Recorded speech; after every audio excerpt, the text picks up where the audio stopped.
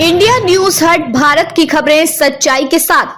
महाराष्ट्र में स्कूलों में हिंदी अनिवार्यता विवाद, सरकार ने दी सफाई, विरोध के बीच लिया अहम फैसला। महाराष्ट्र के स्कूलों में हिंदी को तीसरी भाषा के रूप में अनिवार्य बनाए जाने को लेकर पैदा हुए विवाद ने तूल पकड़ लिया है। इस मुद्दे पर बढ़ती नाराजगी के बाद मुख्यमंत्री देवेंद्र फडणवीस ने स्थिति स्पष्ट करते हुए बड़ा फैसला लिया है। उनका कहना है कि जब तक सभी पक्षों, साहित्यिक हस्तियां, भाषा विशेषज्ञों और राजनीतिक नेताओं से व्यापक चर्चा नहीं होती, तब तक कोई अंतिम निर्णय नहीं लिया जाएगा। यह मुद्दा तब गरमाया जब राज्य सरकार के 17 जून को जारी एक आदेश में प्राथमिक कक्षाओं 1 से 5 में तीसरी भाषा के रूप में हिंदी को लागू करने की बात सामने आई। हालांकि सरकार अब कह रही है कि हिंदी को अनिवार्य नहीं किया गया है। फडणवीस की बैठक में और स्पष्टीकरण। मुख्यमंत्री फडणवीस ने अपने सरकारी निवास वर्षा में 3 भाषा फॉर्मूलों को लेकर एक उच्च स्तरीय बैठक बुलाई थी। इस बैठक में उप मुख्यमंत्री एकनाथ शिंदे, स्कूल शिक्षा मंत्री दादा भुसे, राज्य मंत्री पंकज भोयर और शिक्षा विभाग के कई अधिकारी शामिल हुए। बैठक के बाद फडणवीस ने बयान दिया कि सरकार अभी कोई अंतिम निर्णय नहीं ले रही है और इस पर सभी संबंधित पक्षों से परामर्श किया जाएगा। विवाद की जड़ हिंदी को तीसरी भाषा बनाना। 17 जून को जारी